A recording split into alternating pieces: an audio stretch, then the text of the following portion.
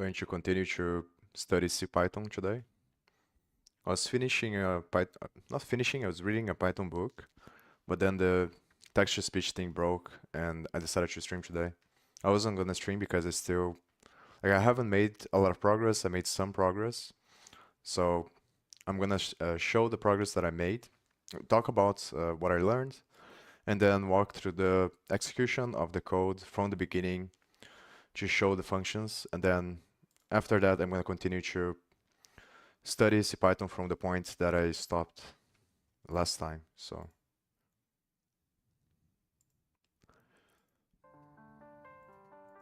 with some music.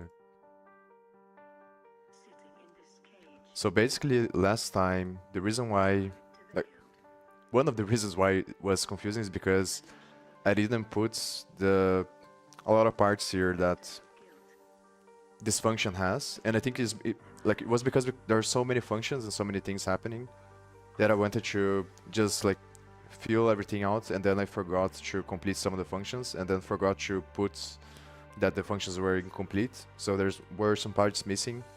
But then I went over the execution again, and then I think I figured out one of the things that is kind of hard is because there is this main structs here that I wrote down, and a lot of the logic depends on the data inside of the structs. So the way that you follow the execution is going to depend on the data, which is global variables, and then because they change within the functions, it gets very confusing because you have to go back and forth. But pretty much what I've learned so far that is kind of clear in my mind now is that in the beginning, it initializes this Py runtime state, which is going to be the main thing that runs the Python code. And this thing is like a global variable and is executed by a macro even before I think anything happens. So the functions don't explicitly say that, but the value of the variable itself is already equal to a macro that is a global variable. And then that macro is going to initialize everything. I think I left it open, is this macro here. So it calls this function for the first time, is using this variable when it initializes the runtime environment. And then these things here are gonna replace the values here. So for example, here you have the debug offsets, and the initial value is gonna be this object here. So just the initial values that the thing has. And then when it initializes, it creates this main interpreter, which is this function here, which is this one, which initializes an interpreter state. So this main interpreter points to this interpreter state. And the thing that is kind of confusing and that I understand now is that along the way, some of these functions is gonna create another instance of the interpreter, and this is the thing that has some nuance that I'm not 100% sure if it is correct or not, the way that I'm thinking. I asked ChatGPT and it says that it is correct, but I'm not really sure, which is basically a line that it says that it creates a pointer of an interp variable and points to the runtime address or to the runtime pointer. So the thing that wasn't clear for me is that when you change the value of the variable, if it's going to automatically change the variable of the main interpreter as well, because I'm not 100% sure if it is creating a pointer to the memory or if it's getting the actual value. So obviously the difference is that if you have two different things pointed to the same thing in memory, then once you change one of them, it's going to automatically change the other because you're changing the value. But if you copy the value, you create another variable and copy the value, then it becomes two different things. And so far, what I think is happening is that it's creating a pointer with another variable to this runtime here, or to the main interpreter that it created in the beginning, and then it's gonna make it. It's gonna make this main interpreter this interpreter point to the interpreter's here variable from the runtime state. So it kind of creates a doubly linked list where this one has a variable that is the main interpreter that is pointing to this one. And then this one later on starts pointing to this one based on the value of this variable here, which is a struct that contains a head main, which is going to be a linked list of multiple instances of interpreters you can have. And then each one of these interpreter states is going to have a Py thread. And that's how it's going to execute. So maybe, yeah, I think the function really shows that very clearly, but to understand on the nuances of the thing is kind of complicated. And I assume that at some point it's gonna, depending on which kind of code you're running, it can create multiple instances of different interpreters, and then each interpreter can have multiple different threads. That's why it gets confusing. And then they're gonna be linked with a linked list on this runtime environment here. So this is the main thing that holds multiple instances of the interpreters. They are all like, it holds actually the main one, which is later on is gonna be this one, which is gonna point to this, and then this one is gonna point to other ones if it does create other instances of interpreters, and it creates this linked list of interpreters. And then each interpreter is gonna have threads. And then because of the GIL, which is the global interpreter lock that Python has, only one thread can access the code at a time, so it can run at a time. But then there's some logic and some functions that it's kind of complicated, I don't understand really well yet, but there are some functions that lock the thread, and like they assume control of the program. And then based on the logic, different threads can release control or release the lock, and the other parts acquire the lock. So it works kind of like that. It's very confusing, to be honest. And I kind of stopped on this part. I finished this spying. The function that initializes everything is this one that I wrote in this other color here. The spy init core is the function that initializes everything. And it starts from the spy initialize config that it runs on the main init, which is the first part that is initializing the runtime environment and everything. And then the other main part is going to start running, which is this other function here, pyrun_main. But before it initializes a bunch of things. And then all of these other functions here are related to the configuration, which is another struct that exists, which is just gonna contain the information of like what kind of scripts if you're running a script or a file, or if you're passing command line arguments, it's gonna change the data as well. So like these kinds of things like that of the main thing. So it creates these two different ones. It first initializes this one, I think, and then initialize this one. I think they are linked. Or there's a bunch of places that it copies one configuration from the other, but I didn't pay too much attention into this thing. But this is something that I want to study right now. But I think I'm gonna study. I'm gonna go over the other functions first, because like I think that this configuration here contains the file name if you're running a file, and then that file name is gonna be used to create the file object, which is gonna contain the source code, which is gonna be translated into tokens, which is gonna be translated into the abstract syntax tree. The other thing that I clarified is that CPython has two different kinds of languages. Like one is a special language that is used to create a grammar, which is Bacchus neural form or something like that. Let me show it's kind of hard to say in the correct way. It's this thing here, but it's the extended version. This is going to be the language that is used to create the grammar. Like you write the grammar in this language, and then there's a Python software that is used to translate that grammar into functions, into C functions. They're going to create the syntax tree. But the other thing that was confusing to me is that there's another language that it's called ASDL. I forgot what it stands for, but the acronym is ASDL, and this language is used to create the different types of nodes. So each AST is going to have a different type of node, depending what the thing is. For example, I'm not 100% sure of the nuances, but let's say you can have an integer, you can have a string.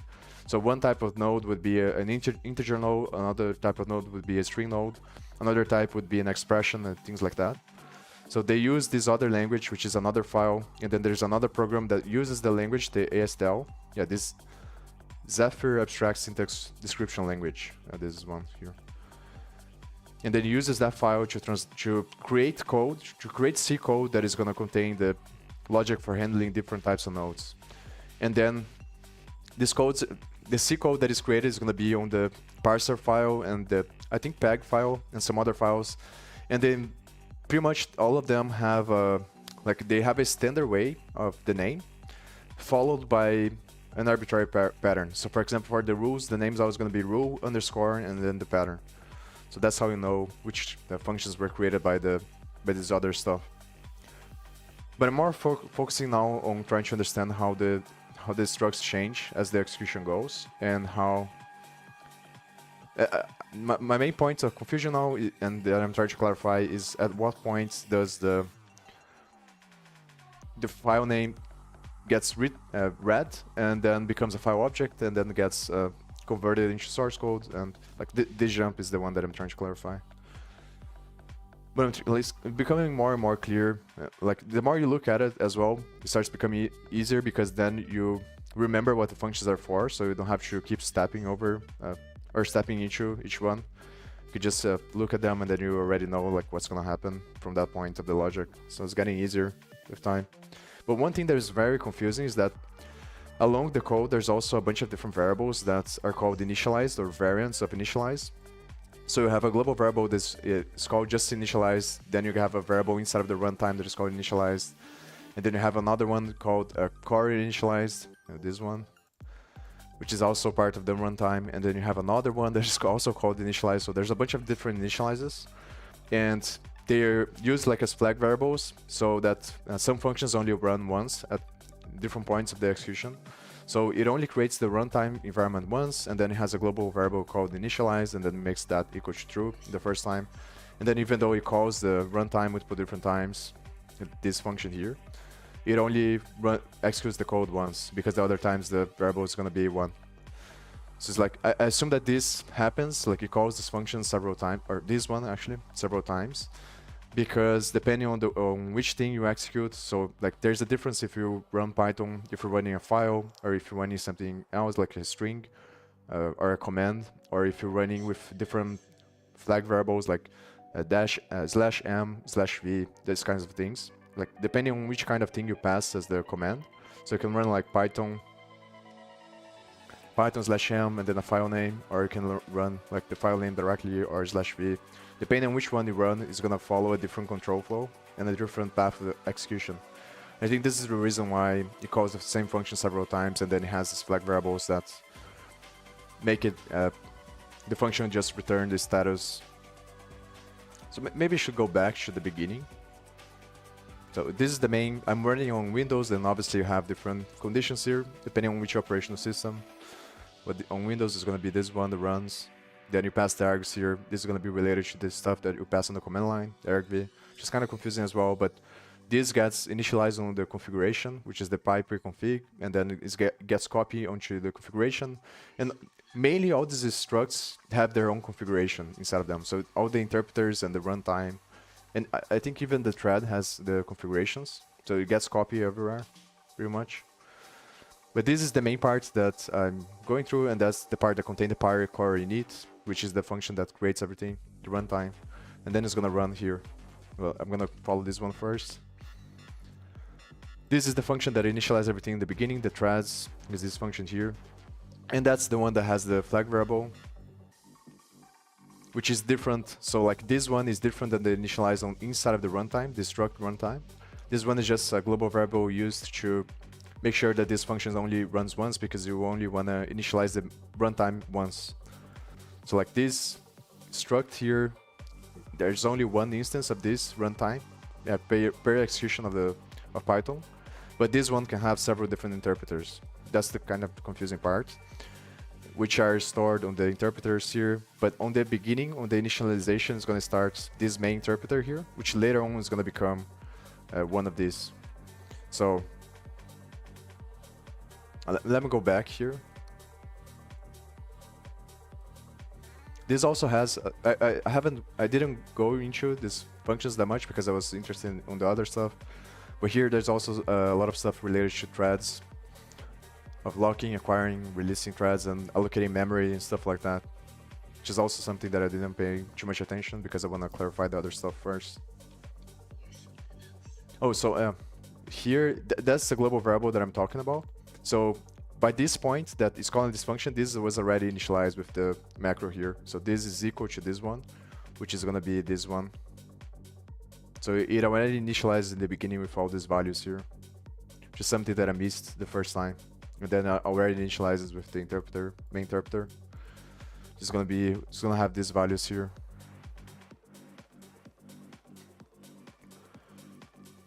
Yeah, but let me go back. I think I'm going to skip most of the configuration files because they are like pretty much all the same. They just call a couple of functions and then they initialize the values of the struct, the py preconfig or the pyconfig with a couple of values. What's going on?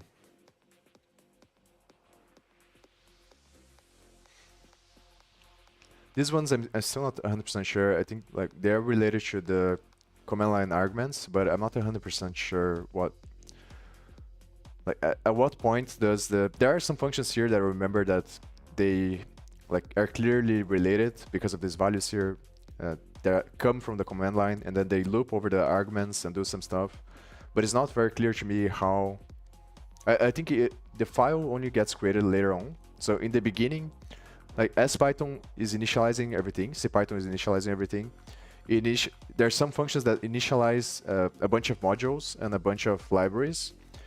And then on those functions, it initializes the standard in and standard out, which are libraries from Python, which are going to handle the inputs and outputs of the code.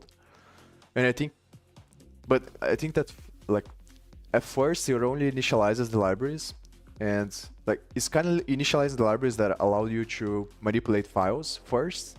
But I think it only converts the actual library, the path that you're passing, into a file later on by using the libraries that initialize first. So it initializes the standard in library, which is the library that allows you to open or close files in the beginning on this part.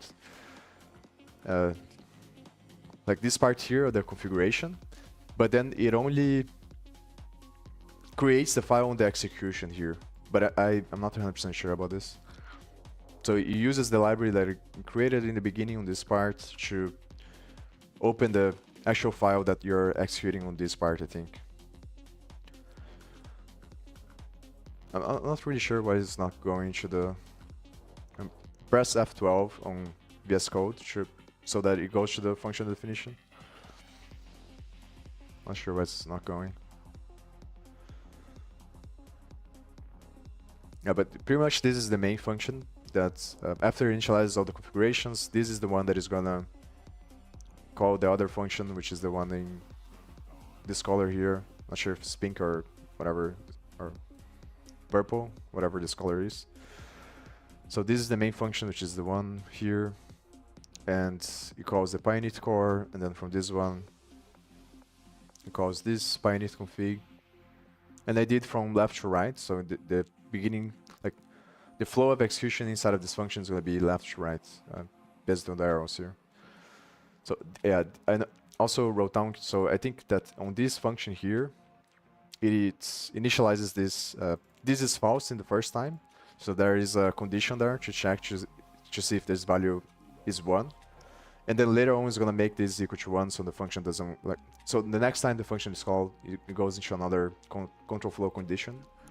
But the first time it runs this function here.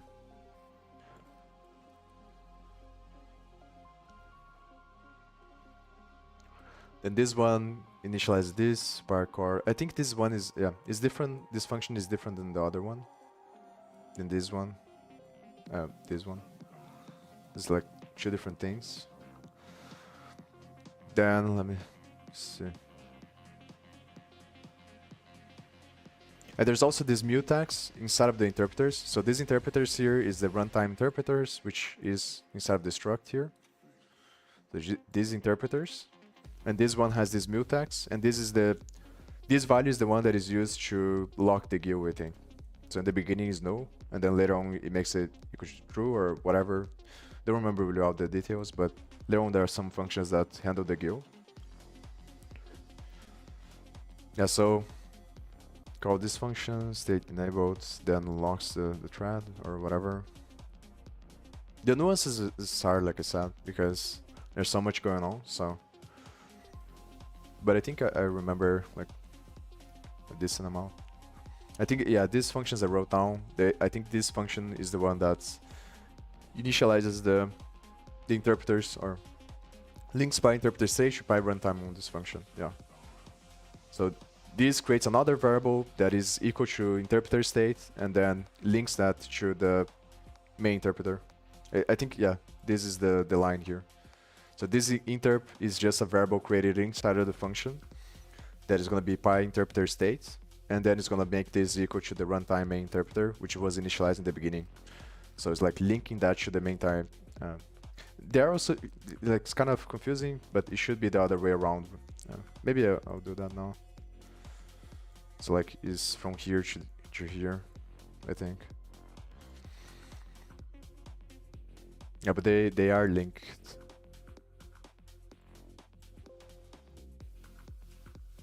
Save this. Don't understand why. Maybe I'll try to close. It looks like it's not fine. Going to the function. Yeah, but I think it's this one. Yeah. So it's this one. Then inside of this function is just gonna initialize a couple more values inside of this struct, which has the runtime. I think I might have to close the thing. Or I can just use Control F, because I already know the locations of everything. So yeah, this one creates the interpreter, and then it's gonna call this one, so new interpreter.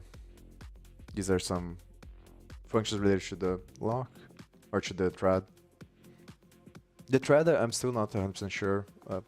I know that it's linked. I think there is a variable inside of the interpreter state called threads, but I don't remember the details of how it sets each thread to each thing, because there's a lot of functions, and I didn't want to spend too much time on that, because I want to get on the superficial level first. Then, like, the more I study, the more I'm gonna understand. It's gonna become easier to, like, once I have a good grasp of how everything is connected and the main parts work, then I can dive deeper into the threads to understand.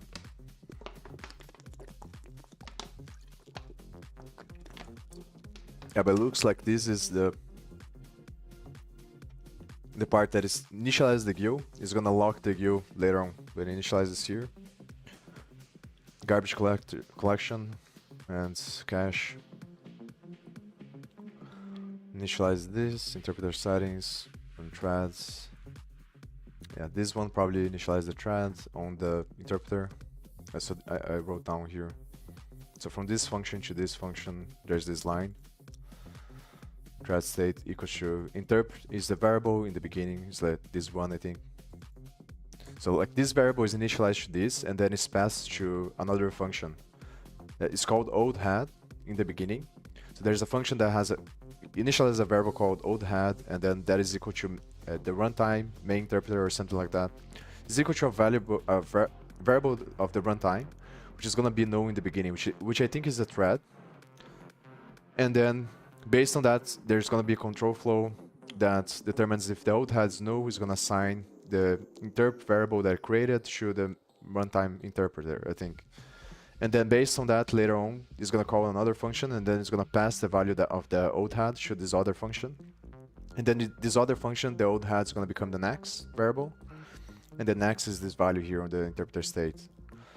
So it passes as old head on the outer function into another function. And then on the other function, the name is next, which is this value here.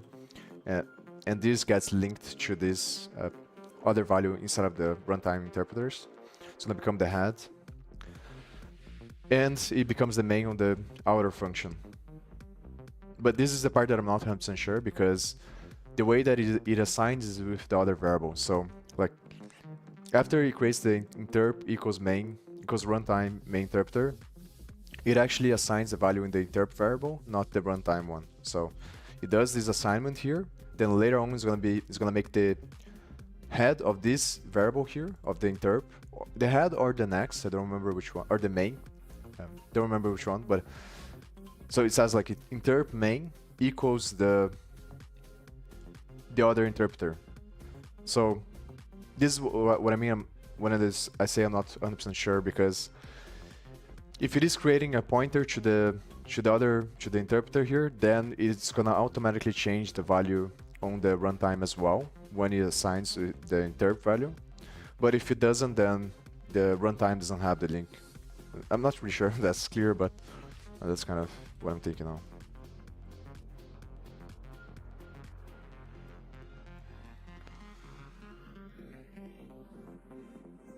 So let's see. A bunch of functions of threads. Sets the global variable for the threads that is used later on.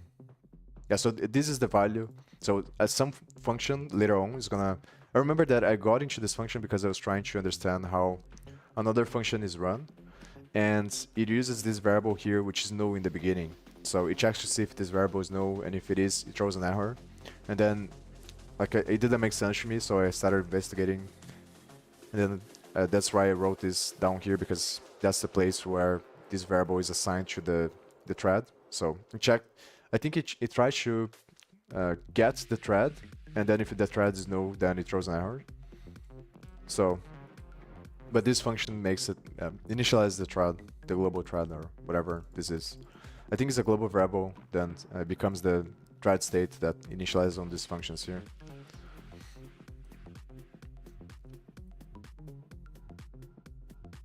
So I think this is creating the threads. I don't remember really well. Like hopefully it starts going to the... I think I'm gonna close and open again the VS Code. It's not going to the function definition. But if not, I think I'm just gonna open the file and go to these functions here. But I think initializes... I want to remember exactly what value of the interpreter it assigns to these threads here. But I think it's not straightforward because there's like a bunch of logic that depends on variables and stuff like that. Yeah, I think that it assigns this value inside of the thread to the interpreter state, I think. Yeah. That should be the case because I wrote this down here, but I don't remember if it assigns a variable of the interpreter to the thread. But I know that, yeah, there is a value here, threads. But I don't remember seeing this one. But maybe I missed. Because obviously you should... I think this is going to be a linked list in the same way that the interpreters are. So it's probably going to assign this, assign this to one thread, which is going to be the head. And then maybe you can have other threads that are going to be linked to the head. I think that's what's going to happen. But and this one has the GIL here. That's the value that gets created somewhere along the line.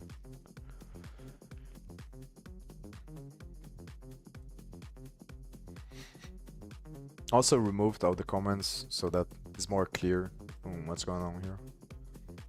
And then there's this value initial thread as well, which is probably the beginning thread. I think it's probably the same pattern that they use. So the runtime has the main interpreter, which gets initialized at the beginning, which is for the main thing. Then that becomes the head inside of the struct of the interpreters. And then the head links to the other ones. And here is probably the same thing where it initializes first with the initial thread as the main one. And then that one becomes the head of the struct there. I assume, I'm not really sure about this one, but I think that's how it works. And then this head points to the other ones, I think. Oh, let me find the picture. Forgot that. The picture is really good to understand, but it doesn't explain the details very well, obviously. Because so where is it?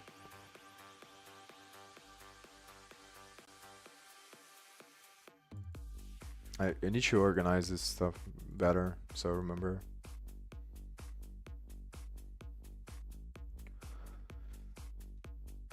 Maybe this is here. Yeah, here.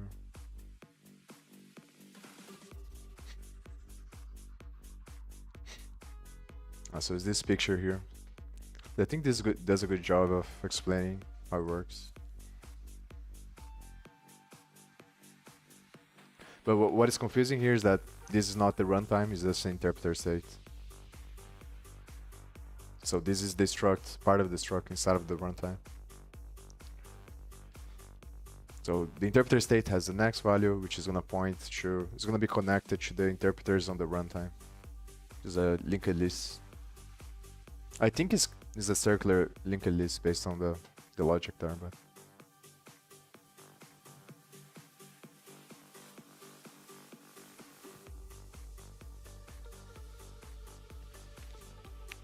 let me close this stuff, try to see if it works when I open again. If it does, I'm just gonna search manually. Yeah, but I think this is the main function that's gonna create the GIL, like the name says here. Yeah, create the GIL and take it. So there's a comment inside of this one above this function so this is the one that creates the GIL, which is the global interpreter lock. GIL created. And it's gonna lock that to the main thread, I think, which is probably gonna be initialized somewhere here. Yeah, init thread. Great GIL.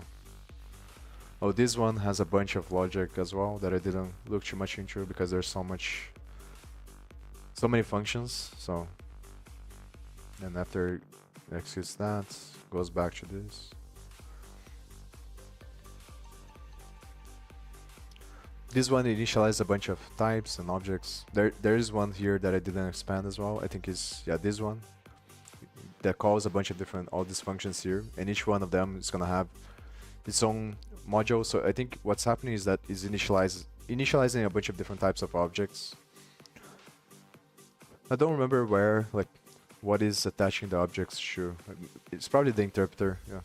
So initial is just that updating the values of the struct, which is the interpreter. It's probably gonna contain all this. It does contain all these objects, I think, which are Python objects, which probably later on are gonna be used to create tokens and the abstract syntax tree.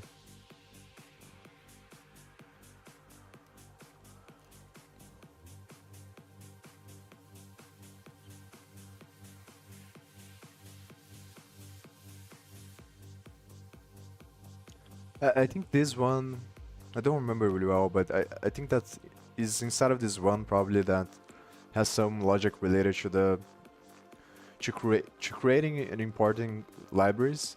I remember that along the lines of one of these functions here, it creates it connects all the standard libraries to a struct, one of the structs here that is probably going to use later on. So like all the code that creates all the standard libraries, the built-in libraries, or the standard library of Python is on C. And then it's called like it's kind of on its own. And then it calls a bunch of macros that are going to set like a dictionary that is going to map the name of the thing to the function in C. I remember going to the print function. So like it's written in C, and then along the line of one of these functions here, it calls a bunch of macros that create a dictionary that are going to attach the name of the function to the logic, the C logic that creates the functionality.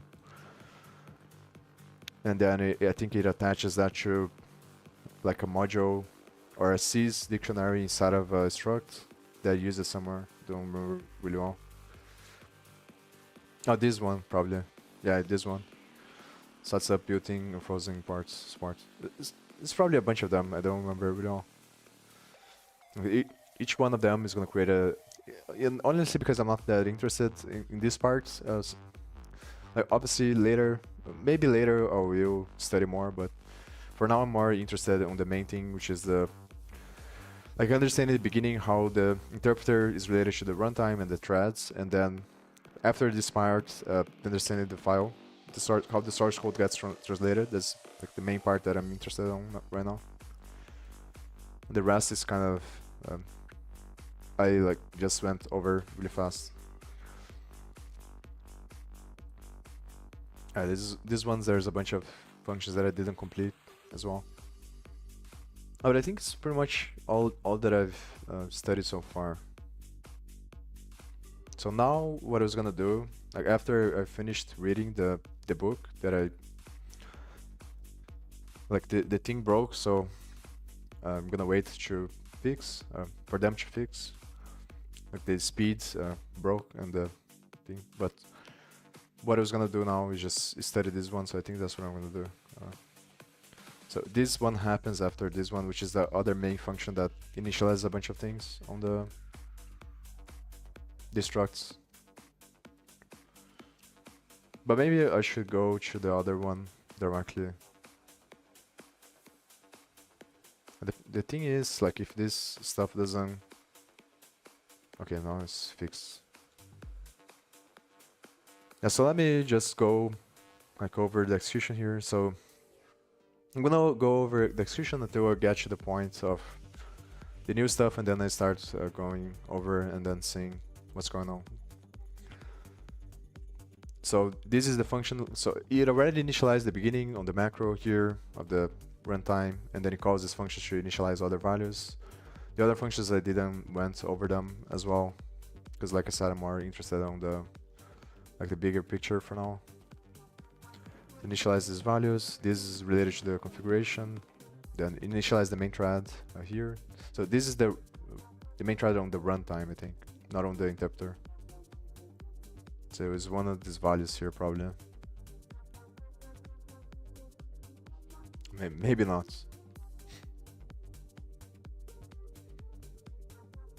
I think that so far this is the hardest part. Yeah. So here, main thread.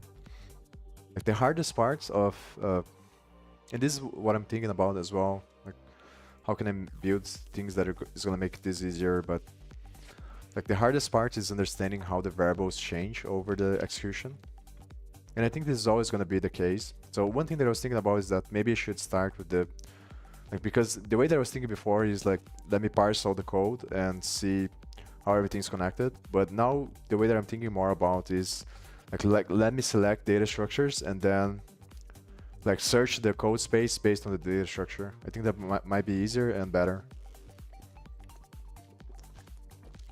Because if you think about all the code is just a structure that's gonna shape data over time.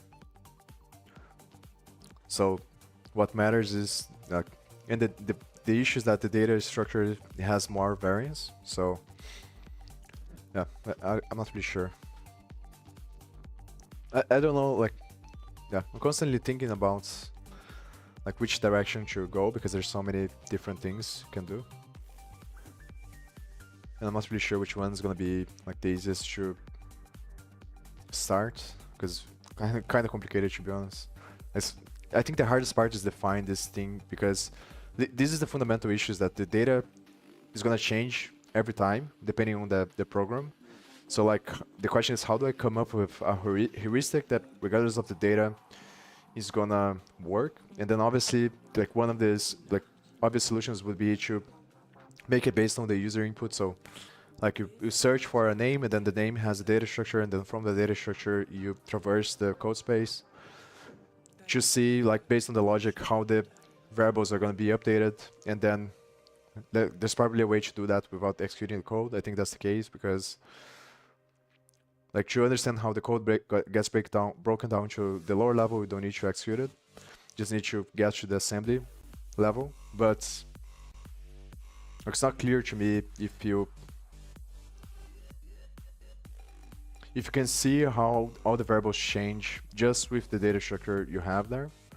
Because like I think that there's a lot of cases where it might be the case where, for example, if you're calling an API or something like that, where you're gonna need to actually execute the code because you're gonna need runtime things to see like how the thing changes. And I'm not really sure like how to draw the line and how to think about heuristics, and it's hard to structure in the beginning of the thing. Like which thing should I be trying to build first? That's the part I'm struggling the most now. But obviously I think what I'm gonna do first is just focus on the other, like I'm getting this bigger picture of how everything works. And once I understand very well, then what I'm gonna do is just focus on studying more the other parts, which is the how Python uses the backhoe's new nulls form, the language that creates the grammar. How does it use that to? How does the program that converts the language of the grammar into a parse tree works? Because I think the most interesting part is how non-finite automatas and finite automatas create language based on grammar rules. I think that's the one that I'm probably gonna be focusing on now. Comes the runtime interpreter set in the beginning, which on other function was assigned to the interpreter, so it's a pointer to the head of runtime interpreter, which points to the part interpreter again. Circular linked list. Yeah, so this one executes. Go back. Yeah, so these are a bunch of configuration functions. So let me, like, this is the main one, I think. Gets called. Then it calls the function of initialize again, but because it was initialized at the beginning, the global variable is going to be like this variable is true because it ran the beginning, so it's just going to return status okay, I think. So and then like this is the stuff that I'm saying. There it happens on a lot of parts, and I'm not 100% sure, but I think that's what's happening. Like Actually, to me, it makes more sense that this copies the value because like it's creating a pointer, but then it's dereferencing this thing. So I'm not 100% sure. I asked ChatGPT, but I'm not sure if I can trust the response. Because I think that when you change values on this one, it's not going to change on this one automatically. Because it's just copying the value, but maybe not. Maybe just... So let me ask ChatGPT again. Let's just see. Probably... I think I'm going to search on DuckDuckGo again as well. Or Google.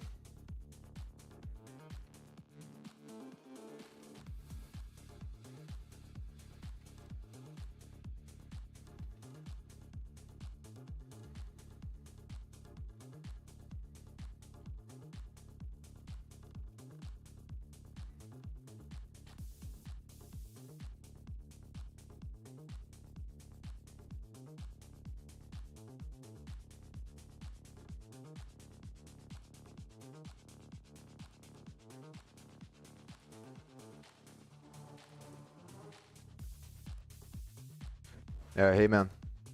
What's up?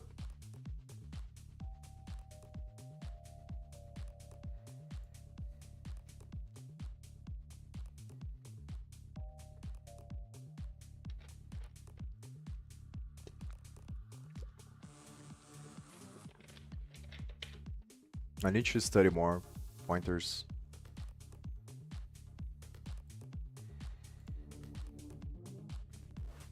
I should search for pointers in C.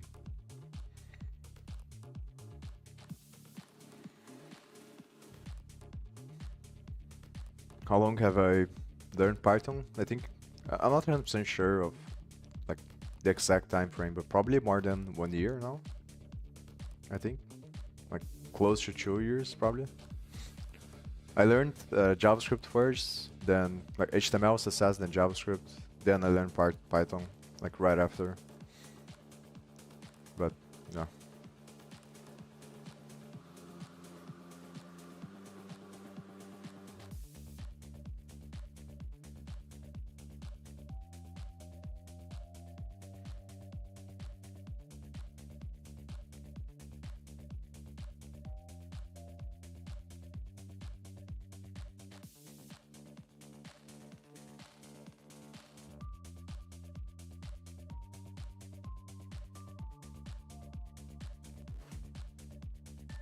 Yeah, so I think like this is it's kind of confusing because depending on the way you use it, it changes.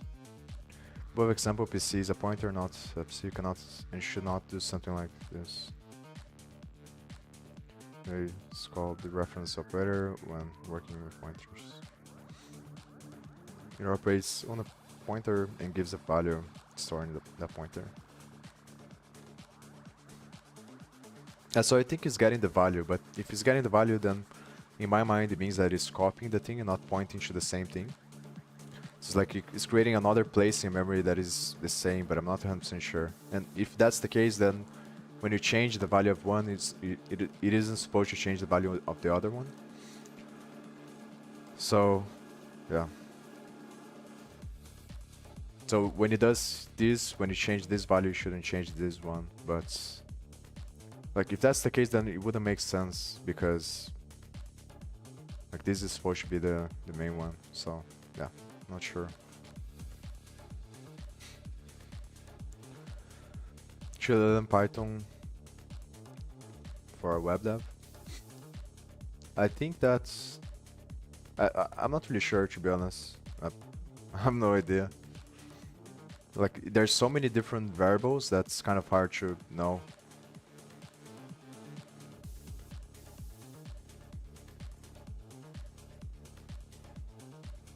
But I think that's like probably the smartest strategy is to focus on more on the back end, I think. Because like as AI becomes better, the first things that are gonna be replaced and that are already replaced to a certain extent are the things that are more well defined, and that's usually gonna be web dev. So like for example, sending a form or creating a form or creating a web page or stuff like that, I think is more and more gonna be just like automated code that is gonna take Figma templates or stuff like that and convert directly into code, and you're not gonna be like there's gonna be less opportunities over time. but the backend is like infinitely complex, so I think it's harder to replace backend than frontend. But I'm not really sure. I'm not 100% sure. And I think that the positive side of learning Python is that obviously Python is very big on AI, and AI is the main thing that is going to evolve, I think, from now. But at the same time, I think that like one of the downsides of learning Python for me in the beginning is that probably it makes it easier for you to get bad habits, because since it's more abstract, it allows you to have more freedom, and it's easier to write, but then it's also easier for you to make mistakes because you don't see the fundamental things that are happening when you write the code, because the Python is going to handle everything for you. So it makes it more likely that you're going to get bad patterns, I think. So probably a combination of C and Python, I think, like learning both of them. So learn fundamentals of C to understand like how does it, and learn the hardware as well to understand how like the fundamental things work. And then from that point, study Python. But I think that Python for web dev is probably not very big. It's probably just used mostly on the back end. Like, I don't think that a lot of people make websites fully on Python. I think it's a lot more common to have a front end and then maybe do the back end on Python. Like the main reason for me to do the back end on Python is because of artificial intelligence. If you want to integrate artificial intelligence with the thing, it makes more sense because then you're writing everything on the same language. But I'm not 100% sure, and I think it's going to change a lot. And yeah. Also, I think that it makes sense to think like this, but it's also kind of a bad thing. Like, you shouldn't be thinking about languages. You should be thinking more about the fundamental. So like focus on the fundamental and then constantly try to clarify what are the fundamental differences and superficial differences between languages and frameworks. So like you have a clear understanding of programming in general that goes beyond the superficial stuff. Because the fundamental thing is the thing that matters. But then obviously it makes sense to focus on the language because you need to get hard and you need to put on the stuff, but yeah, I don't know. With you, so that's why I love more punctuations in languages like JS, C++, and so on. I think that there isn't a better or worse, like everything has its trade-offs. That's the reason why different things exist, so. And usually the one that you like the most is going to be the one that allows you to stay more in your comfort zone. So usually you have to train yourself to do the thing that you're not, that you don't want to naturally do. So like, for example, if you like more JavaScript, you should force yourself to write TypeScript more. And if you like TypeScript more, you should force yourself to write JavaScript more, because each one of them is going to have their trade-offs, but it's obviously very hard to do. So most people are going to fall in the comfort zone and then get into tribalistic thinking, which is going to generate gravitational force and make people be that way. So this part is the one that I had to go back to understand. But I'm pretty sure now that this is going to be false in the beginning. So the first time that this runs, this is going to be false, which means that this is going to pass, which is going to run this function here, not this one. Initially, I thought that it was this one, but then I went back and I followed the execution. I kept track. And the reason why is because this is confusing because there's a bunch of different initialization variables. But I'm pretty sure that the first time it runs this function here.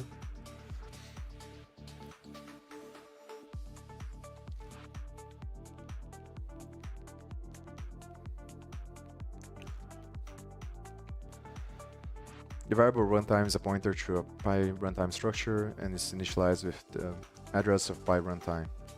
It means that runtime is not a copy of the value stored in Py runtime, but rather a pointer that points to the same location in memory as Py runtime. So it is saying, I think that this makes more sense because like otherwise, why would it initialize a global variable like this and then use the other one? It doesn't make sense. Like if it was copying the value, then like what is the point of copying this value and then changing this value if it's not going to use this value later on? So to me it makes a lot more sense, like from the concept level, that what it's doing is just creating a pointer to this value, because this one is the main one that is used because it's the global variable. But then at the same time, like, why does it do that? And I think the reason why it does that is probably because of garbage collection in C. So because it's going to be passing this value for a bunch of different functions. It doesn't want to like mess up this one, because I think that once you pass a value to a function, on the outer scope it loses the value or something like that. So I think that there's something about this in memory, and that's the reason why it creates this other variable here to point to the other one. So you can pass this variable around on other functions and then change this one by proxy.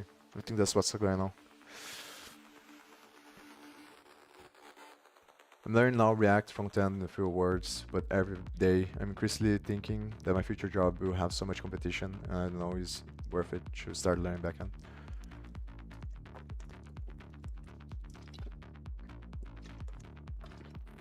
Yeah.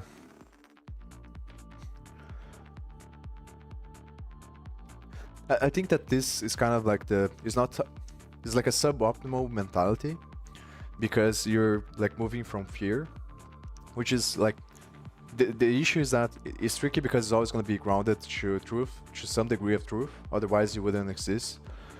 But like thinking about how much competition you're going to have is like, it leads to a scarcity mindset and zero-sum thinking, which is going to make you downward spiral, because you're always going to be worried about what other people are doing. So, and then this is going to make you get more into your comfort zone and not grow as much, I think. So, because like you're reinforcing it. The reason why you think like that is because of your limbic system. There's your animal self. It makes you think that because of the way that we evolved in the environment, we evolved in a scarce environment. So people are naturally drawn to think more in zero-sum games, and this leads to tribalism. So we always have the tendency to think that you should preserve as much as possible of your energy.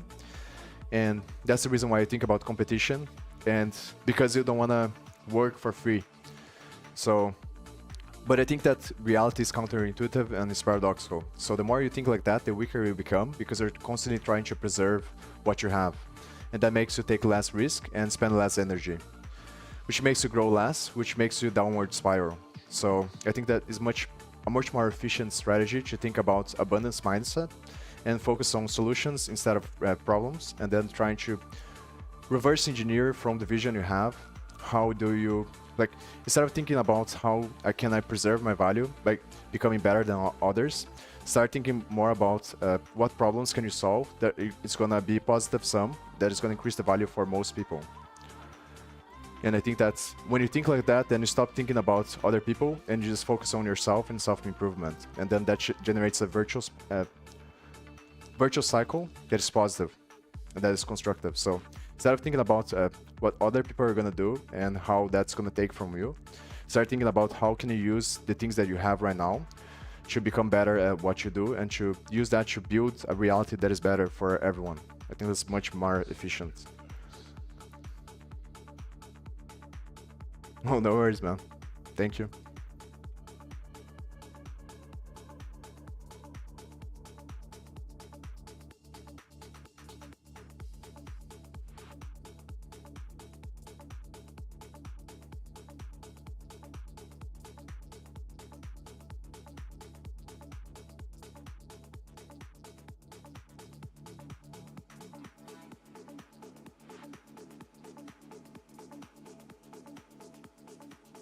Thanks.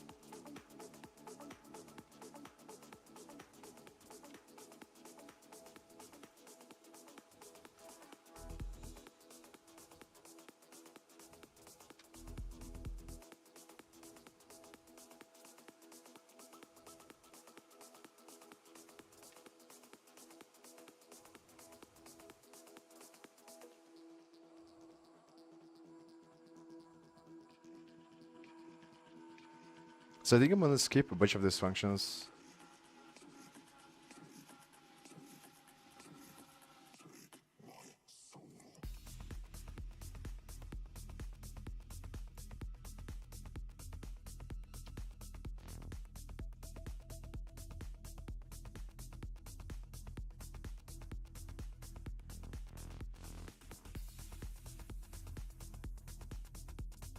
These are the main ones. I think I probably should spend too much time talking about this already, so probably should go back to, or should go to the parts that I stopped last time. Or maybe this function here, actually, or this other one should remember the threads. And there's some other function that I want to see. I think it was this one. I wanted to know what value of the struct becomes the threads, or the thread gets initialized to. But I don't remember. So I think what I'm gonna do is go on the graph again, and then I can remember which function it was.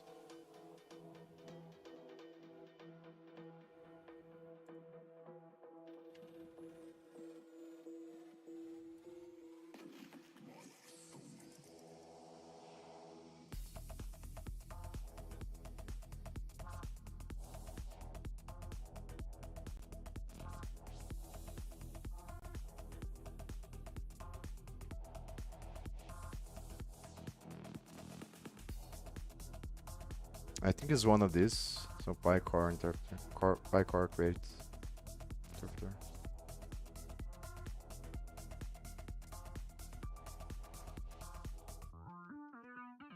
Let's see.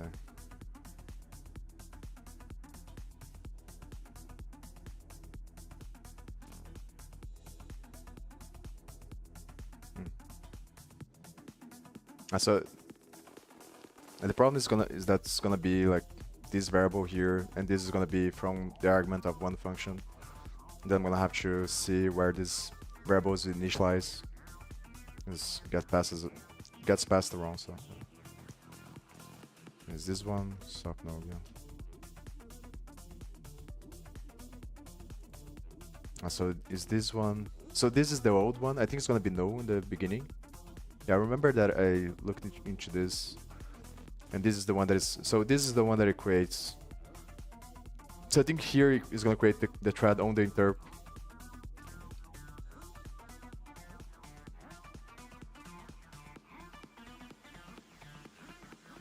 So threads next unique.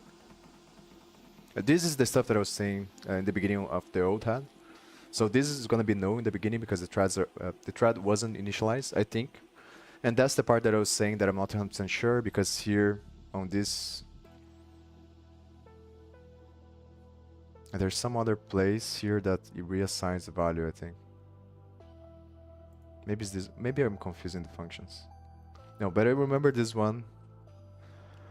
But I thought it was gonna reinitialize the value here. So maybe I'm confusing like two different functions, but I'm pretty sure that this is gonna be no in the beginning or none or whatever. Yeah, no. So derp threads had. So it's gonna be this one, the threads and the heads. So it's accessing this value from the interp, which is no. Then that makes it initialize this thread state to the interpreter initial thread. So guys, I think I'm gonna try to see. I'm gonna try to find where. I'm gonna go back to where this thing was initialized. So I can try to find where this value. I think once I figure out where, if this value was initialized or not, then I can continue from the other points that I was seeing.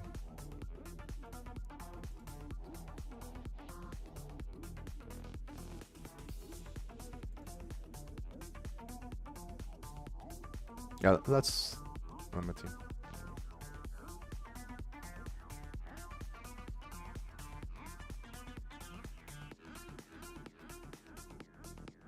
Because the thing is, maybe initializes on the runtime, which is the main interpreter.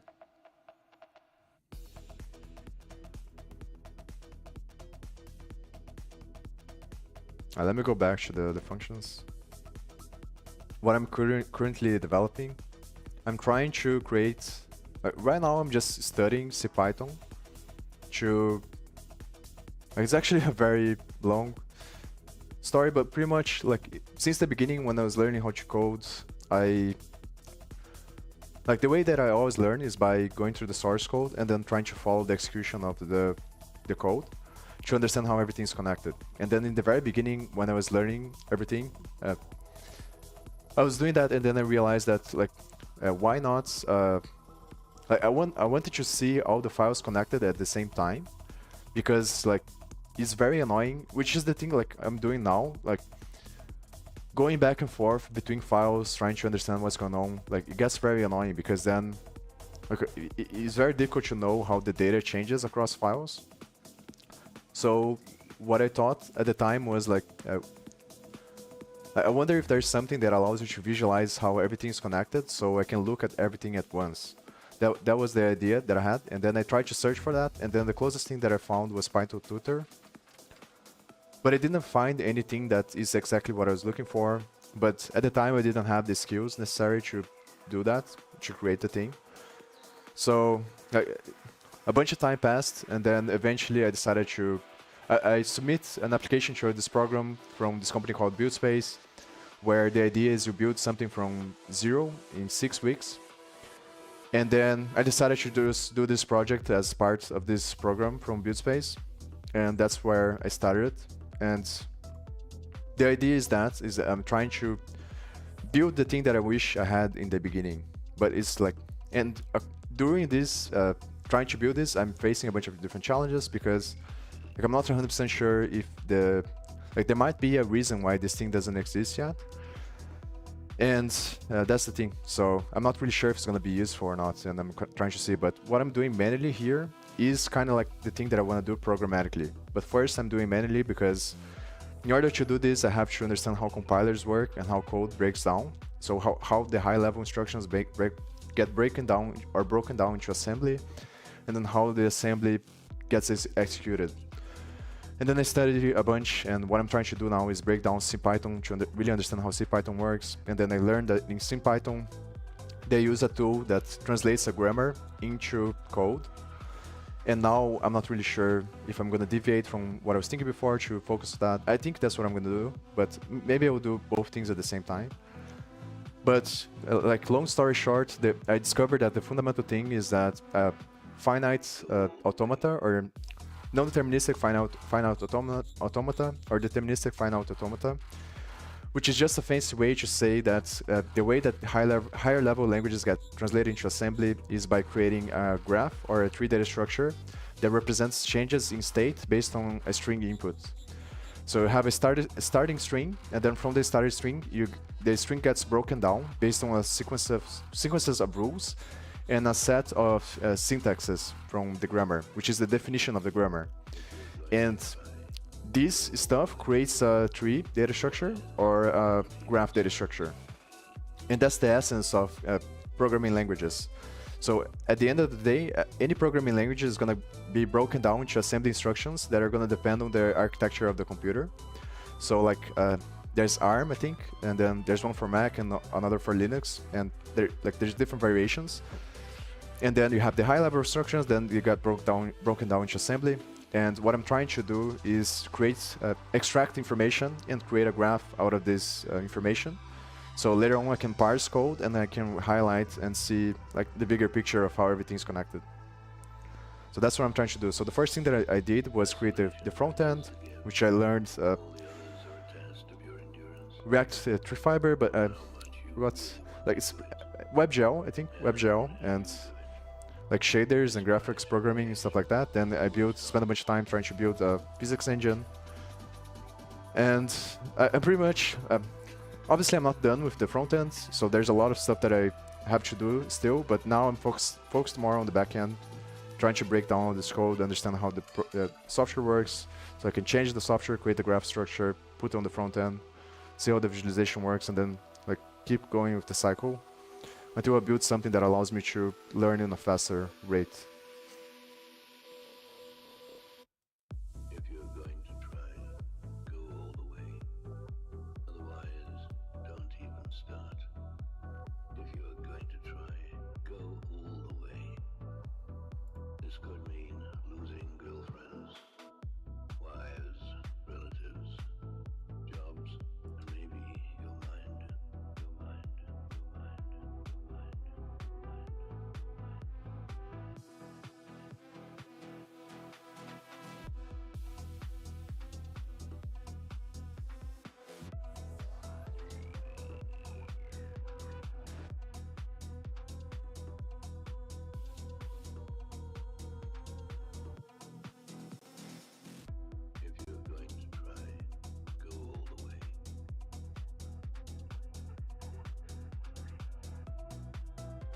So I'm trying to see where the... Oh, so this is... So there's two different functions that have... this is the function that I was remembering. So interesting that the other one also has the old hands variable, but it's pretty much the same thing. But this is the function that I was thinking about in the beginning, I think. So initialize the old head, which is going to be the interpreter's head. I think this interpreters is like a variable that it gets assigned to, and this is the point of confusion that I said I had. Just this like, so from the ChatGPT's response and from the way that I think it makes more sense that this creates a pointer to the variable. So this variable is going to point to the value in memory that this thing is, and this is a struct that contains the interpreters. So this is the struct here on the runtime, and this creates a pointer to that struct. I think that's what's happening. So when this variable is changed, it changes the other one, I think. But then it makes this other variable equals to the head of this one, which is initially gonna be null. So is this value here, I think. Interpret the head. So because this is null, then it makes this interp variable equals to the runtime main interpreter, which was initialized by the macro in the beginning, which is this one. Which eventually, in some other functions that I remember that I said, it's going to create this value, and then it's going to assign this value to this one. So I think it's on this function that it actually does that. So it assigns the interp value to the runtime main interpreter, and then it points this main to this value as well. And that's why I said that it creates a circular linked list, I think. So like it creates this value, then makes this point to the... But maybe not. Actually, the next one, the next value on the interpreter creates the circular linked list. But I think this one is just pointing. So it's pointing the interpreter stage, the runtime interpreter, and then is also pointing the main value to the interpreter. Yeah, so like points this one to this one, and then it points the main to this. I think that's what is going on here.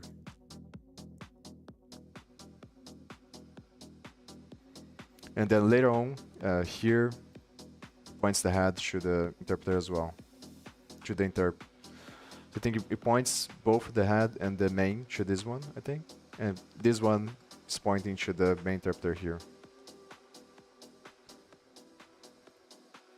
But then it passes this old head to this function here, and this old head is going to be the value inside of the struct, which is going to point to the interpreter. That's the part that gets kind of confusing. But then in this function, it's called next, not old head, and then it makes the interpreter next equal to this next. So that's what I'm saying, that it's kind of confusing. So like the interpreter next is this value here of this variable. So it's making this equal to the next, which is the old head on the other function. This value here, which is the interpreter's head. So is this value the head here? So it's assigning this, the value of the next here, inside of to the head of this one. That's why I said it's a circular linked list, I think, or maybe a doubly linked list, because one is pointed to the other. But now I wanna see if any of these functions initialize the, or where is the main threads or the initial thread of this one initialized. That's what I want to clarify first, then I'll go back to the other stuff, or I continue from the place that I stopped last time.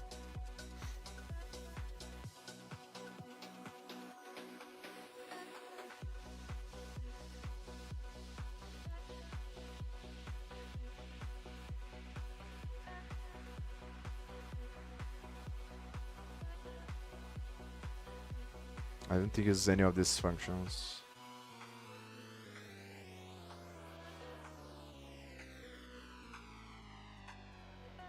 I surrendered to your beauty in my naivety, and I fell on the honey trap.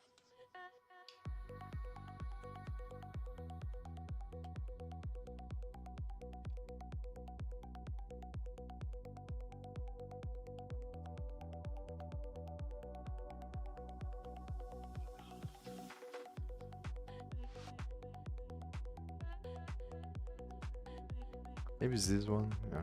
Let me. Okay, so this one calls this, which is gonna have the old thing there, I think.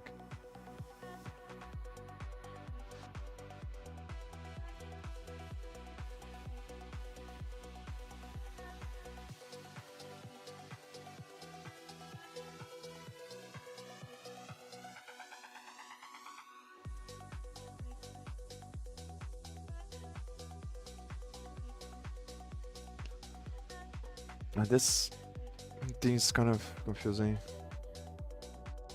Because I think that this one should be no. Maybe I'm confusing the functions. It's so it should initialize on this function, I think, or maybe this one.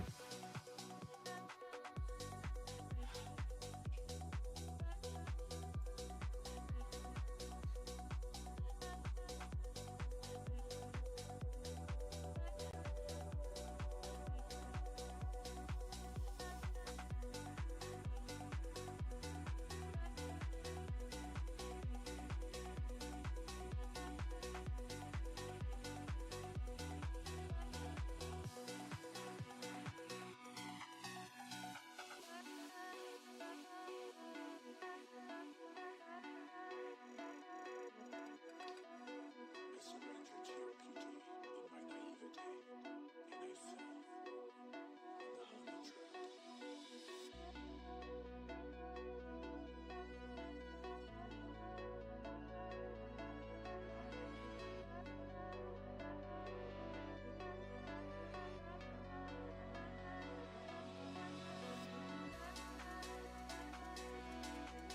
Um, Easy way is just to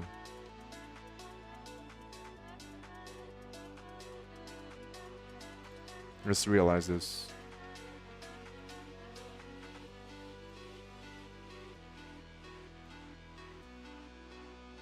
Oh, so it's no, but that isn't it? Yeah.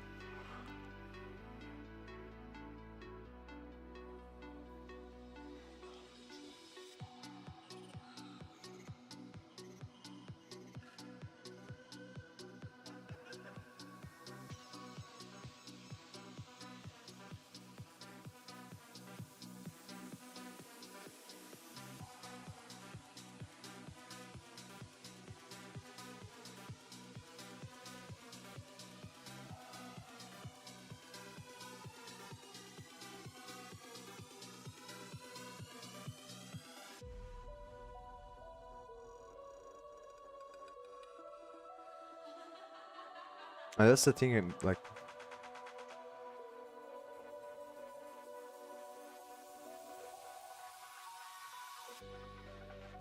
the, the thing is that the threads are confusing because there's the lock and there's a bunch of different functions that are related to threads, so it's kind of confusing to. This one is just empty. But it doesn't make sense to me for the thing to be no by the time that it gets there.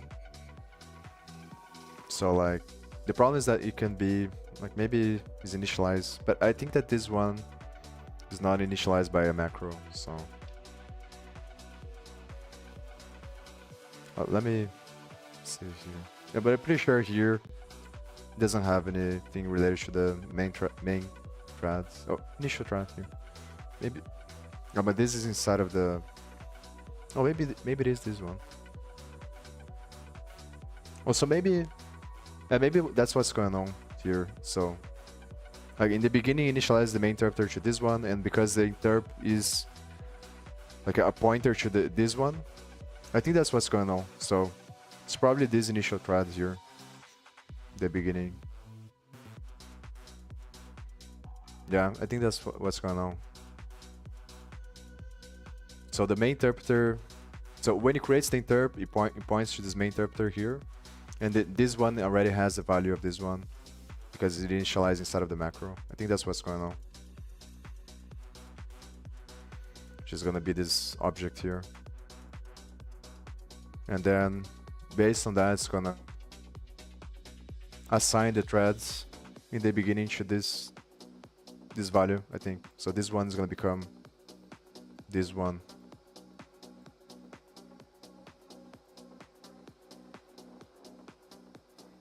And then inside of one of these, I think it points to the head or whatever. I think this one is gonna be no in the beginning, and this one is gonna be the...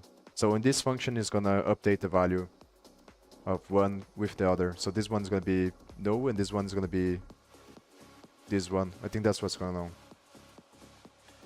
And this function swaps them.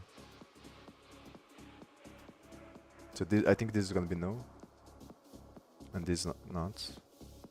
And this is the function that is gonna... It sets the thing on the run. Yeah, that's the function that...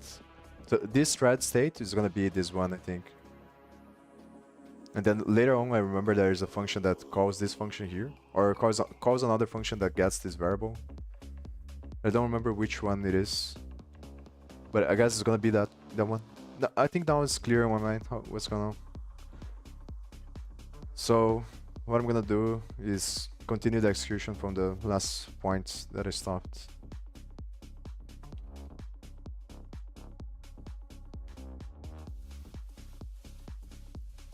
Maybe I should stop here and then just do this and continue upstream.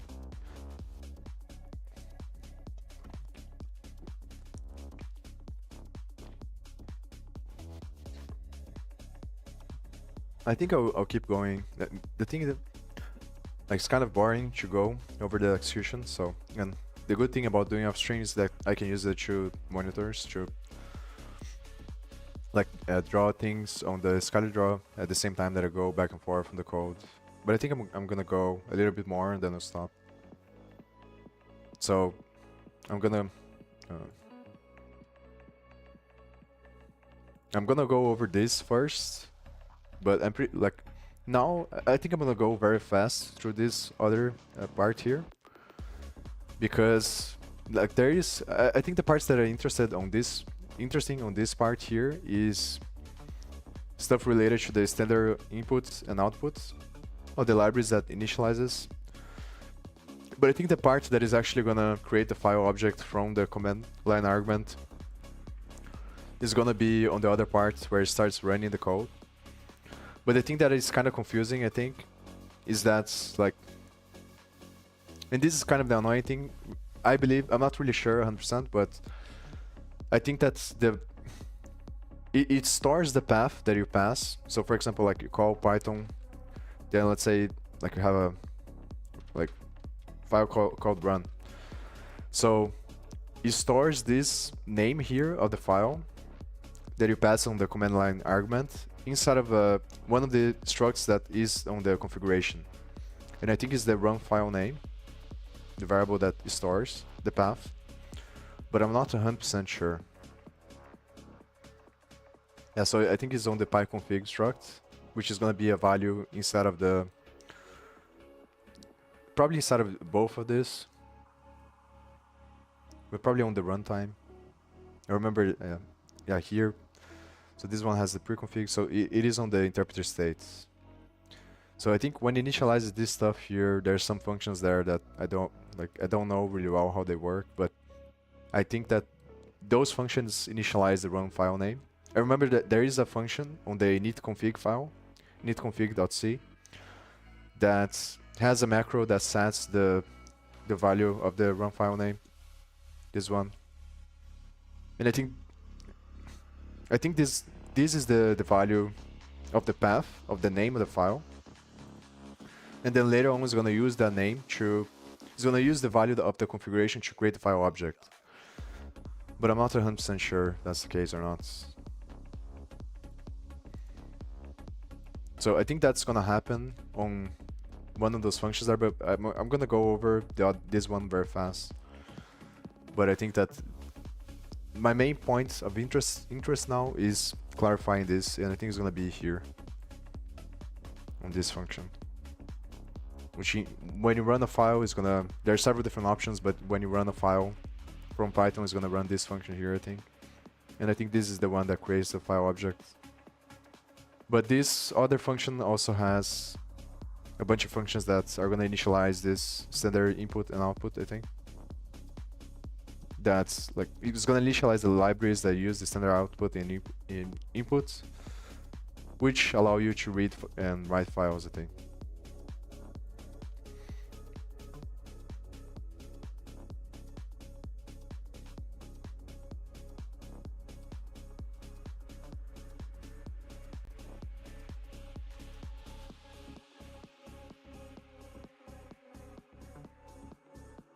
And this is another thing that I'm not 100% sure, is that I don't remember, because I didn't went very in depth into the configuration, don't remember what the value of this is gonna be in the first time, so maybe this is false, and then it doesn't run this in the beginning. But I think it's, like, doesn't matter that much.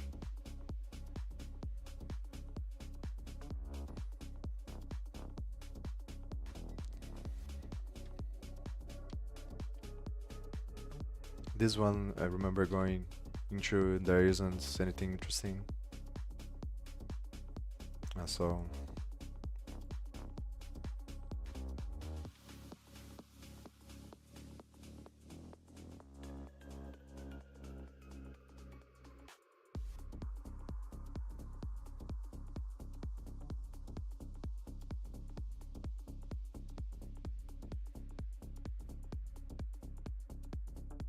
I think those are the functions that I remember that have some stuff related to a bunch of different libraries. This one for the standard input. So I think it looks like this is global variable, and then this is a C function, if I remember correctly, that gets. I don't remember really well what it does.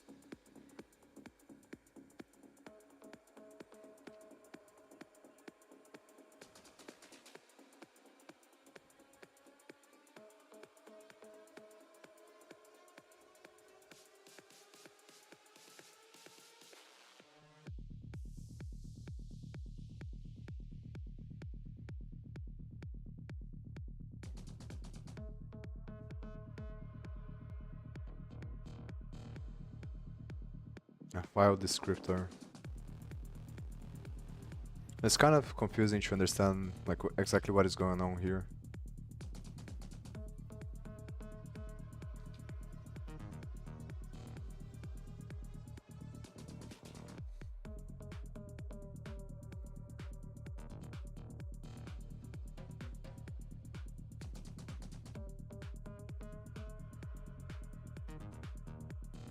It's just the declaration, so.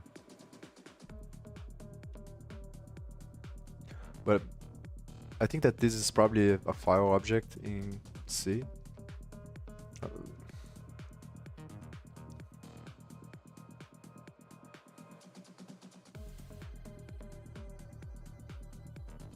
Yeah, I don't understand really well.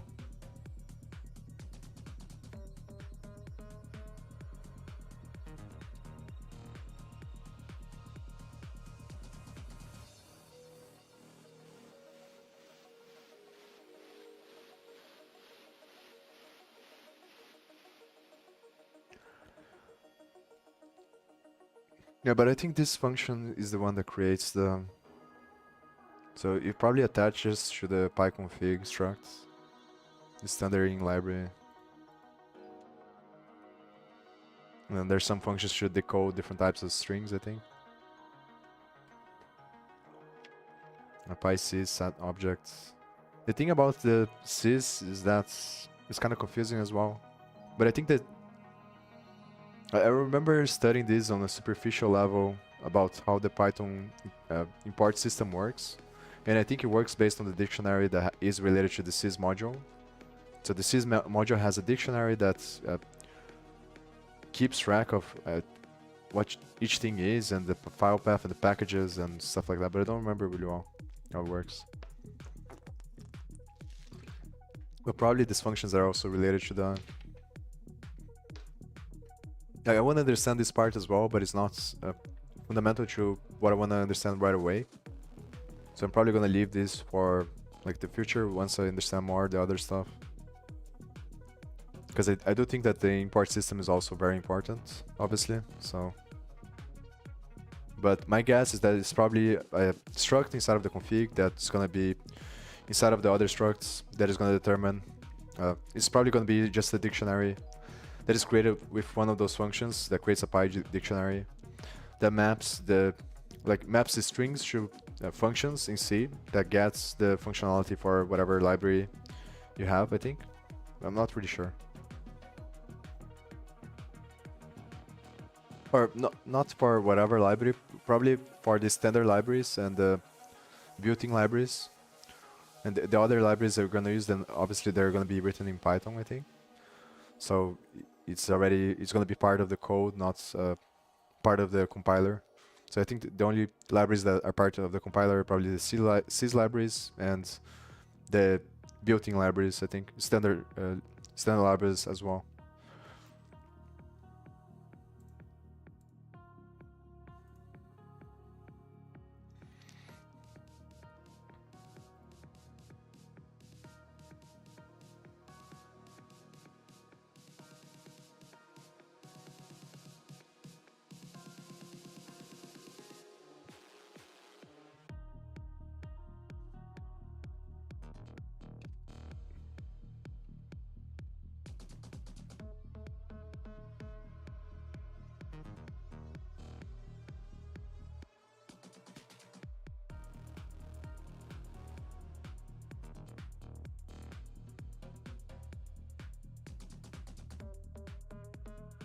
So I think that this mode is probably obviously when you open the file from Python, you can put the mode as an argument. So imagine that this is it's doing this, but on the C version. Just later on gonna be the API to create the files. So the mode specify which type of file it is, and this is gonna be write binary and read binary. And then based on the modes, it calls this thing here, which probably creates the buffer for the file. So I think that in C, and probably everywhere, like files are just information on the disk, and then to read the information on the disk, you use RAM, and to use the RAM, you create a buffer. So the buffer is just a bridge of communication between the hard disk and the RAM.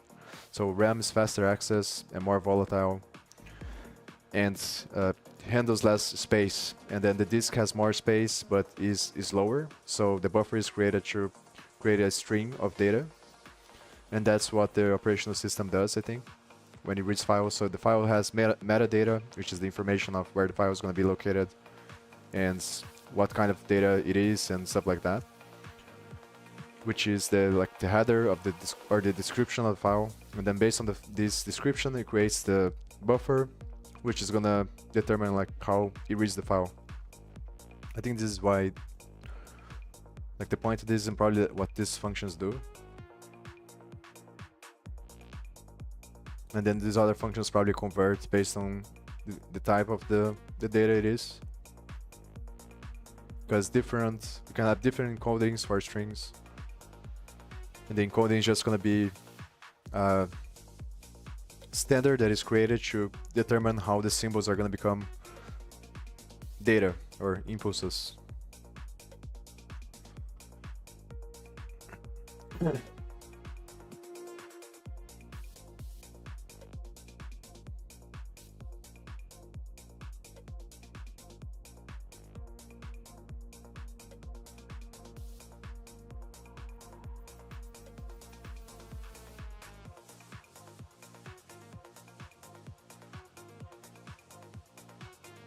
So this returns the string. The string is this.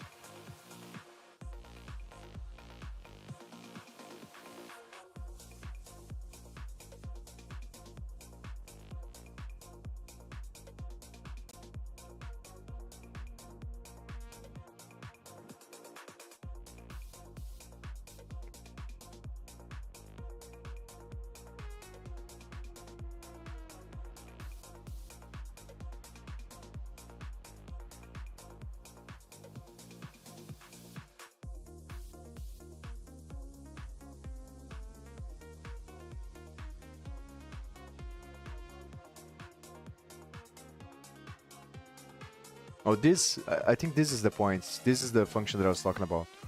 So it calls this function here, and at that point I didn't know. I think is this one? I'm not really sure. Yeah, this one. So this one gets the global variable that I said there in the beginning, like that is set in one of those functions, and that was what I was trying to clarify.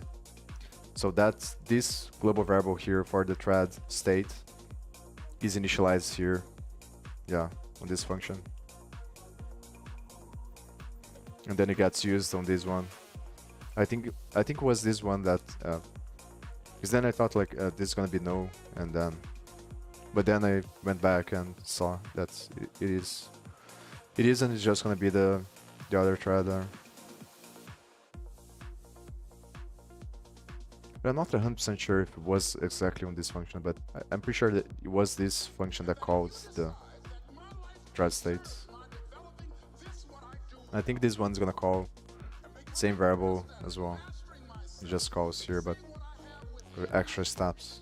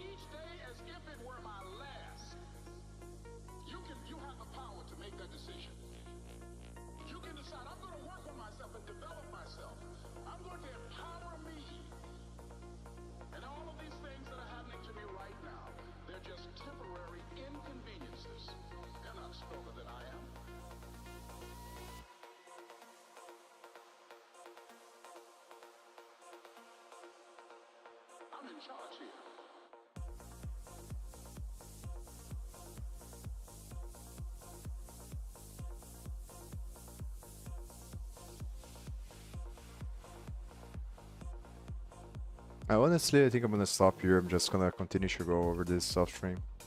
Then once I go over the other parts in depth as well, then I come back and I talk about it again. It's probably the best thing to do. I'm already getting tired, and I think it's gonna be better to just do it self-stream. But I'm not gonna pay too much attention, I think, to this. Like, I think I get the idea roughly here, but obviously the nuance is not very clear to me. Maybe I should go back to see. I think it's kind of annoying is that everything is on the same file, so like I lose the points that I was there. So, yeah, but I think it's gonna be on this function, yeah, here. But I think what it's doing is creating the file objects or the functionality for the standard input and output. That's probably what this does. And then this sets to this value.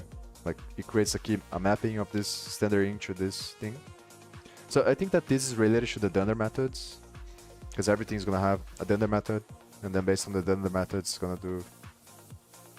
But the dunder methods, I'm not 100% sure as well. Maybe it happens on like later on. So like I'm not really sure. Actually, it's probably inside of the objects. I think that it sets up the dunder methods, and I haven't spent too much time looking at the objects. So I think dunder methods are parts of each object. And then throughout this other code here is just gonna create the objects by calling the functions, but I didn't go in depth into the objects themselves, but I'm pretty sure that that's what's going on. Right, so this contains all the objects, and they're all gonna be structs, and the differences between them are gonna be the types, I think. But maybe, and I think that they are gonna have the dunder methods on each one.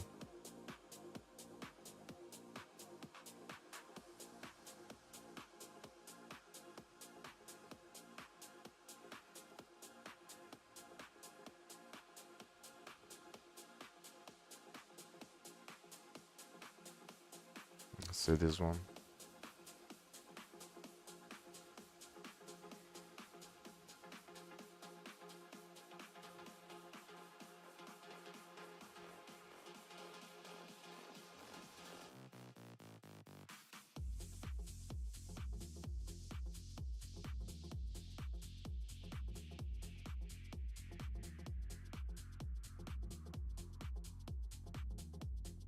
They're all of them have reference counts as well. Yeah, but I'm not really sure. I think I looked into the objects, but I didn't find anything. I think that the dunder methods are probably initialized in some function that uses the struct of the object. So that's probably why I haven't seen them.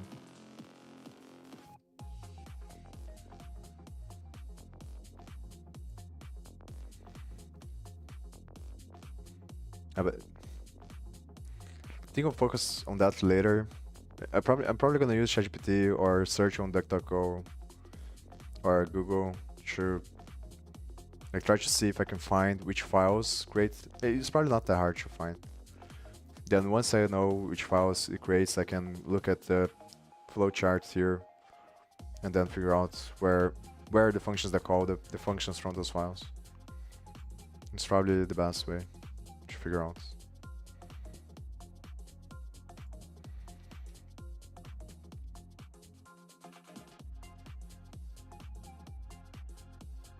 So it passes the interpreter.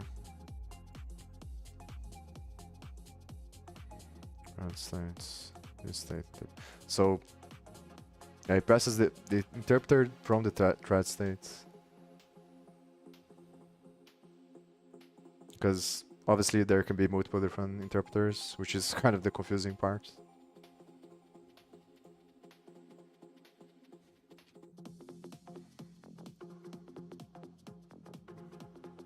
So yeah, it is on the. So it's a value on the, like I was saying, is a value inside of the interpreter that contains this functionality for mapping the names of the libraries with the code that creates them. Yeah, I think that's what's going on.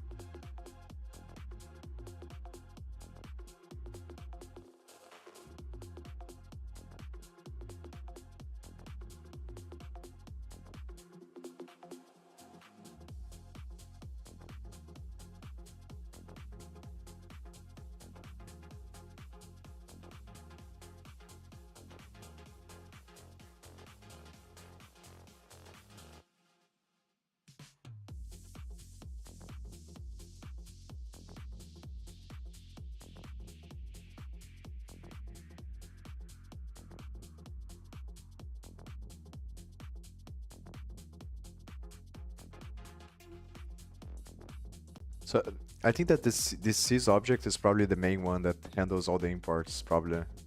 And that's why it's setting, is mapping these values here on the sys object.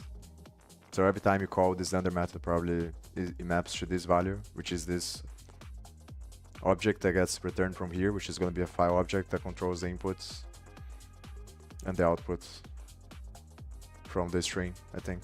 So it returns the string, which is this thing here.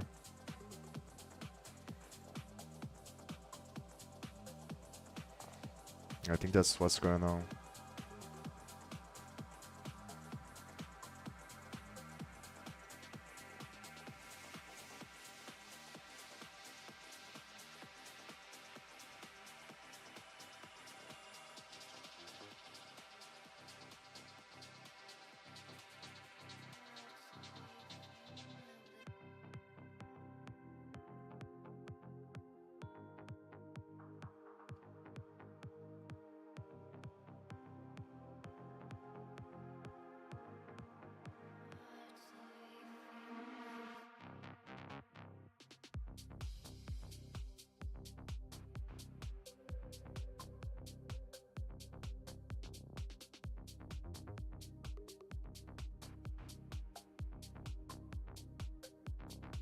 So maybe here build things open. So this creates the functionality.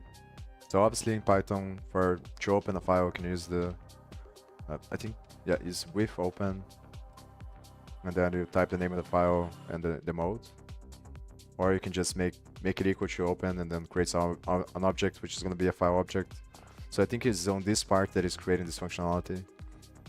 So based on this object here that it creates here, it assigns based on this function, this value, I think. So in Python, everything is an object, and then functions are objects that are callable. I think every object, I'm not really sure about this, but no, maybe just function objects are, like functions are objects that are callable, I think, in Python.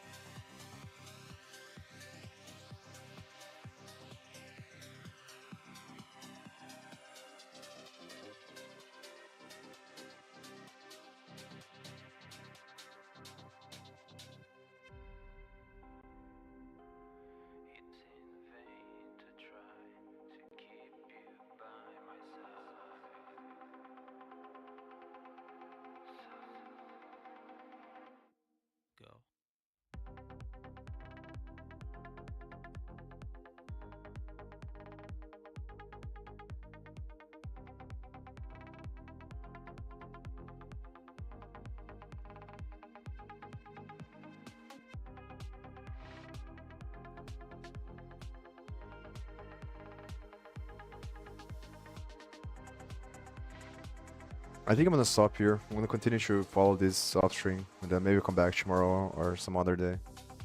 And I'm gonna continue to do this stuff here until I figure out.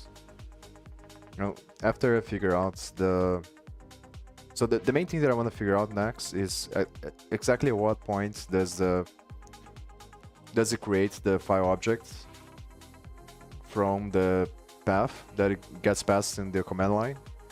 And then how does it use the source code? Like, what is the first time that it uses the source code of the file object to create the tokens and to start creating the abstract syntax tree based on the functions of the generator. So it uses the pag generator to, from the grammar, create the abstract syntax tree. But then it actually calls the functions from the parser file, that is the code that was generated by the other program, to create the abstract syntax tree. Then once it has the abstract syntax tree, it calls the compiler functions that are going to create the control flow graph, which is a graph that represents the control flow of the program. Then after it does that, then it creates the bytecode.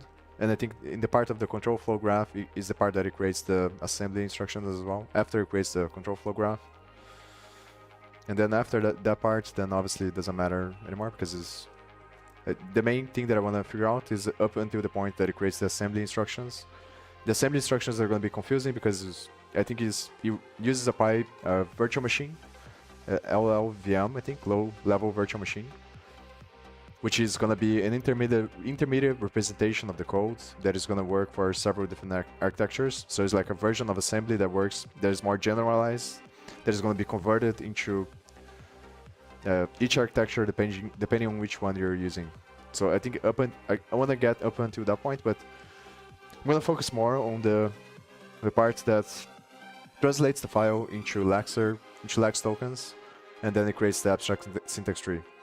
And once I figure that out, once it's more clear on my mind, then what I'm going to do is just study the other code that they use, like the software that they use to convert the grammar language into a parse tree.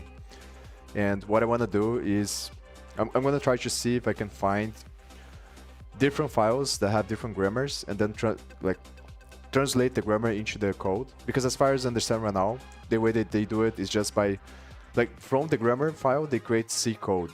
But that wouldn't be very good for me, because then obviously you still rely on the C code, and it's kind of annoying to run C, because then you need to create the makefile and deal with other stuff. So ideally, what I want to achieve is to go directly from the grammar file to a graph structure, and I think I can do that.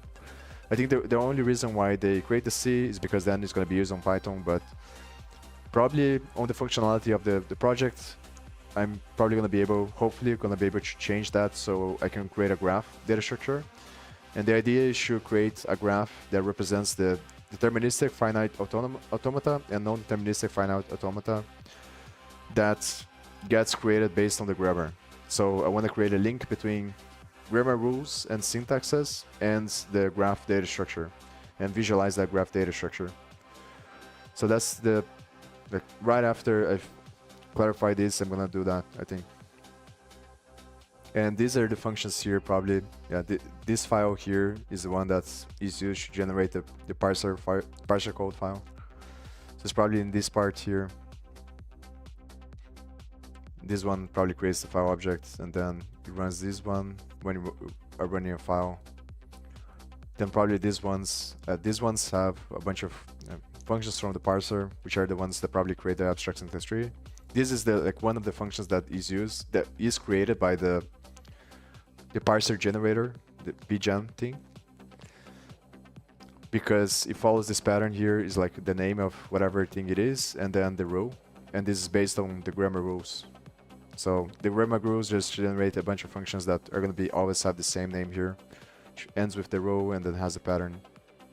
And then the abstract syntax, ASDL, that I forgot what stands for, is the other type of function that is gonna, it has its own file, and then from that file it's gonna generate different types of nodes, which is also this one that here that is related to that, is used a lot as well. But it's still not very clear, because here it seems like it starts from the parser, and then from the parser it calls these functions of the tokenizer, which create the tokens. So it's not very clear to me yet the relationship of the flow of execution, of how this source code becomes tokens, because it makes more sense in my mind that everything gets translated into tokens first, and then the abstract syntax tree is created. But based on this flow here is not what's happening. The parser functions get called first. So I assume that these are more generic functions from the parser generator. They're gonna create the tokens, and then from those functions it creates the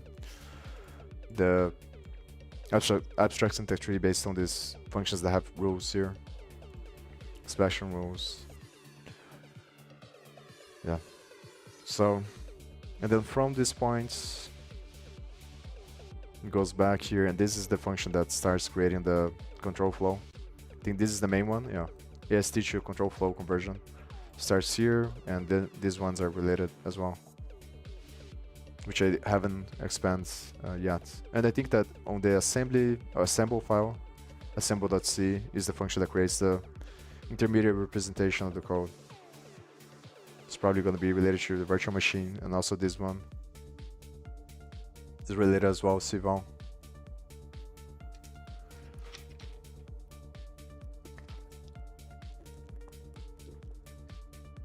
So I'm probably going to come back either tomorrow or 2 days from now, something like that. So yeah.